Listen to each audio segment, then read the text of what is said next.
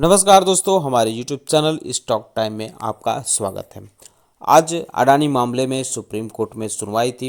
इसको देखकर लगता है कि अडानी ग्रुप के जो मुश्किलें हैं वो बढ़ती हुई नज़र आ रही हैं। हालांकि इस बीच एक अच्छी खबर भी अडानी ग्रुप में आई हैं और भी कई खबरें हैं अडानी ग्रुप में, तो इस वीडियो में हम इस पर डिस्कस करेंगे। साथ ही साथ हम बात करेंगे एसम लिस्ट के बारे में। आज एसम का वीकली सर्कुलर आया है जिसमें कई बड़ी कंपनियों को राहत दी गई है, वहीं कुछ कंपनियों पर कार्रवाई होते हुए भी देखने को मिल रहा है।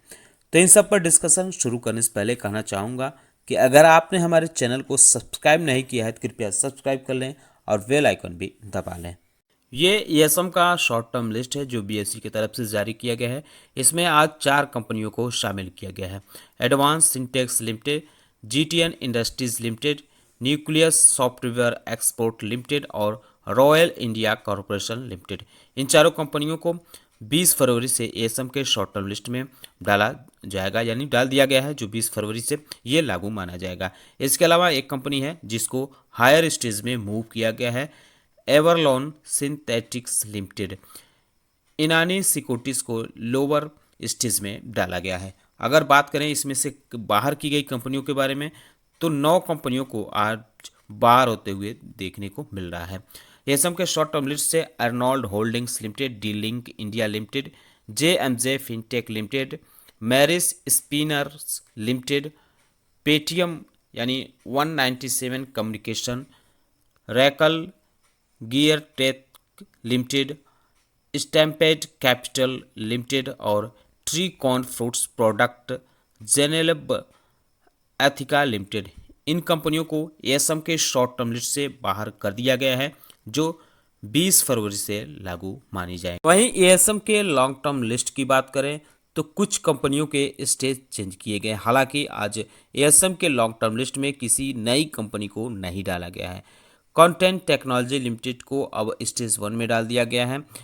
आयरन वुड एजुकेशन लिमिटेड को भी स्टेज 1 में डाल दिया गया है। मैग्नेटिक क्लाउड लिमिटेड को भी स्टेज 1 में डाला गया है। ज्योति रिजाइन एवेंस्यू को स्टेज 2 में डाला गया है। माइलस्टोन फर्नीचर लिमिटेड को स्टेज 2 में अब डाल दिया गया है। ये कंपनियां पहले अपने वर्तमान से हायर स्टेज में थी, जो अब लोअर स्टेज में आ गई हैं। इसके अलावा बात करें एसएम के लॉन्ग टर्म लिस्ट से बाहर की गई कंपनियों के बारे में, तो 12 कंपनियों को राहत देखने को मिल रही है। एकेएम लेंस एंड एम्ब्रोटेक्स लिमिटेड को एसएम के लॉन्ग टर्म लिस्ट से बाहर कर दिया गया है। बीएफएल एसेट फिनवेस्ट लिमिटेड भी बाहर है।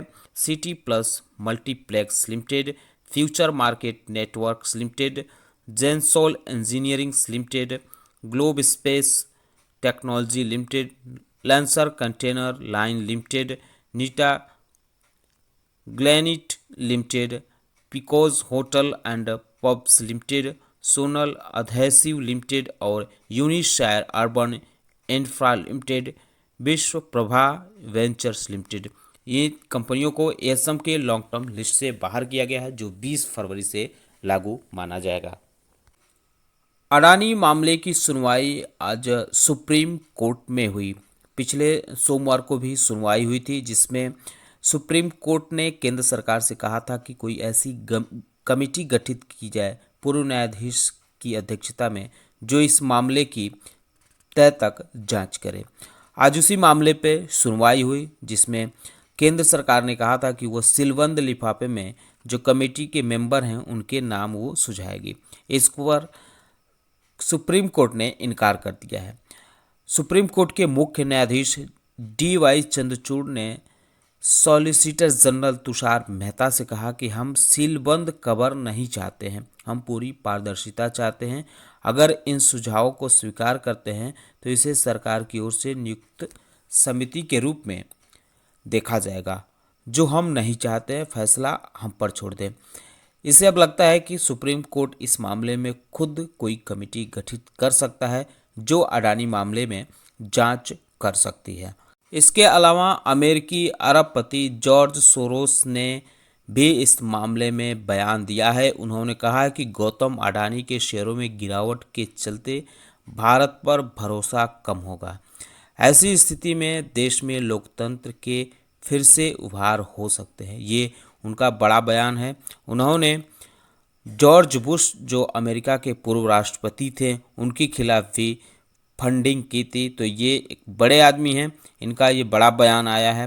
तो इसको लेकर भी बीजेपी वालों ने पलटवार किया है, उन्होंने उसे गलत बताया है और देश पर हमला भी बताया है। इसके अलावा आज बीएसई ने अडानी ट्रांसमिशन और अडानी ग्रीन के शेयरों में पिछले दिनों आई भारी उतार चढ़ाव पर क्लेरिफिकेशन इन दोनों कंपनियों से मांगा था।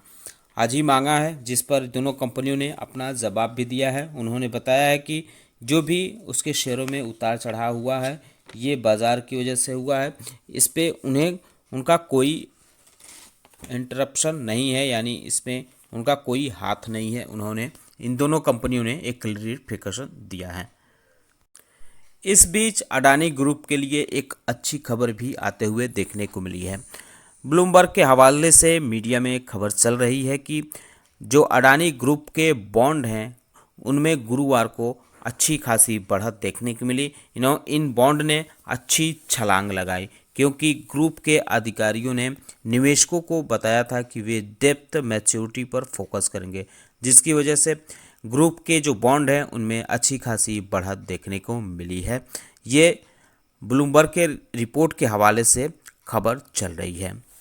पिछले दिनों मीडिया में एक खबर आई थी कि अडानी ग्रुप अपनी कंपनियों के ऑडिट, इंडिपेंडेंट ऑडिट के लिए एक अकाउंटिंग फर्म है ग्रांट थॉर्नटन, उसको वो हायर करने वाली है। इस पे अडानी ग्रुप का क्लैरिफिकेशन भी अब आ गया है। अडानी ग्रुप ने कहा है कि उसने इस कंपनी को हायर करने की अभी कोई भी योजना नहीं बनाई है, ऐसा कुछ नहीं है। ये मार्केट र्यूमर अडानी ग्रुप ने इसे बताया है।